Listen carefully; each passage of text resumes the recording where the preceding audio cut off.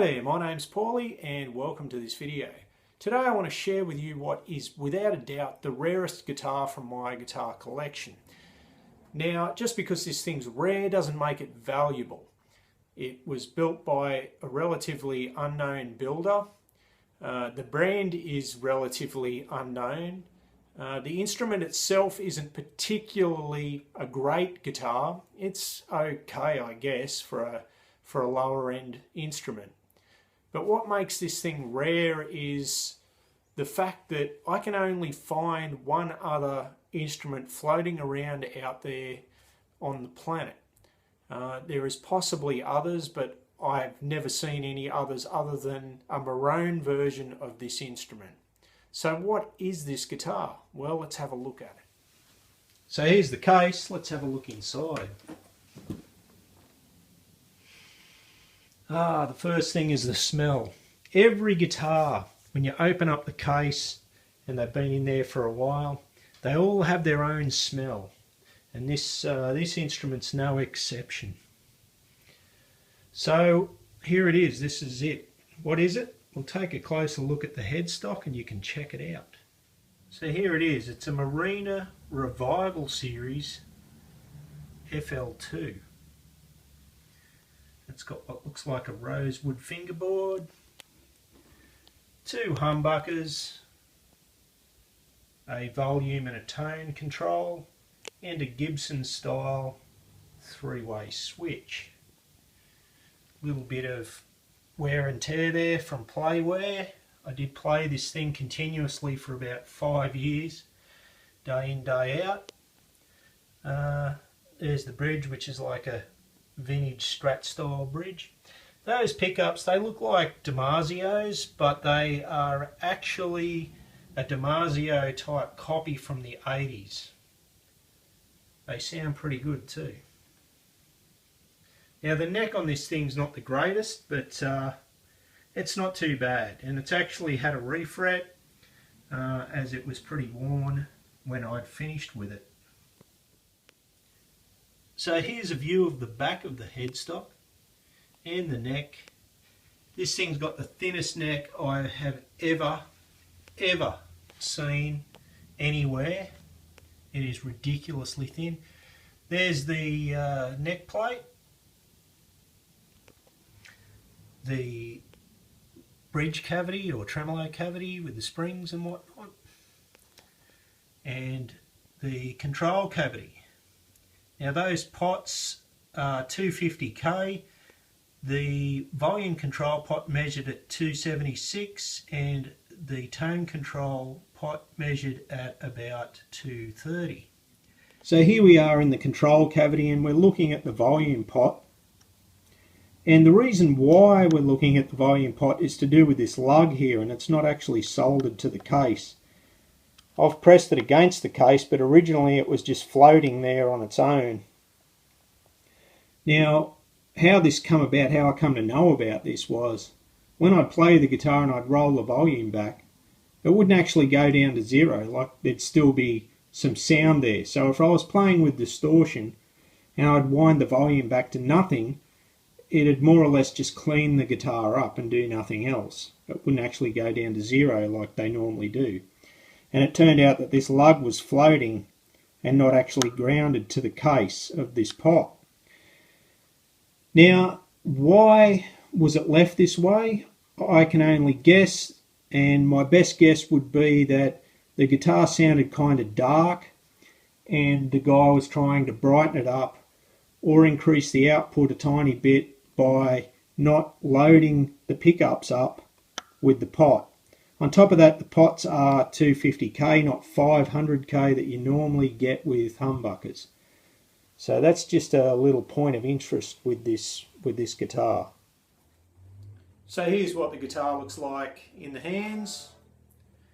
And I have actually changed a couple of small things on this guitar just to make it a little bit nicer to play and basically work with.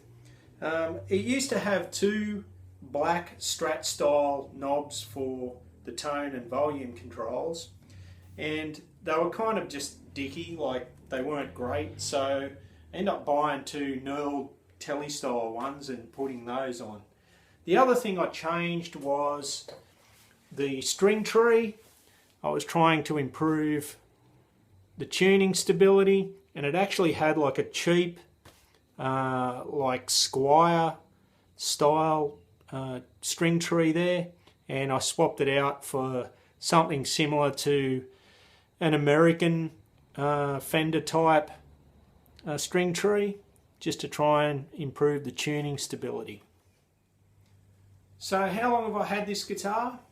Well, I got this guitar on the 20th of February 1992, and I actually walked into the shop to buy an electric guitar, my very first electric guitar. I had no idea at all what I was looking for, and back then there was no internet or anything to sort of search up and find out how much things were. All you could do was go to the shop and have a look around. And this happened to be the only one of these that was in the shop. And again, you know, I had no idea about pickups or anything at all. I was 16 years old, and it was my very first guitar, my very first introduction to electric guitar. So I walked out with this, was the only one in the shop, and I've had it ever since. And it was a good guitar for me to start to learn to play on, in my opinion. It was sort of perfect for me. It was perfect for the sort of music that I ended up playing. I ended up playing a lot of rock, so the humbuckers come in handy.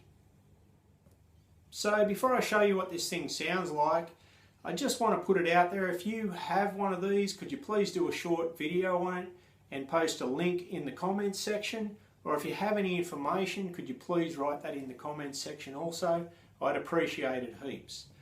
I've only ever seen one other one of these on the internet, and it was maroon, and it had Marina Revival Series FL-2 written on the headstock. So I'm going to play this through a JCM 2000 TSL 60 head with a 2x12 cab with two Celestion Vintage 30s. I'll start off clean. We'll start off on the neck pickup, and then the bridge pickup, and then the middle position, and then we'll switch over to some dirty stuff in the bridge position, and then some dirty in the neck position.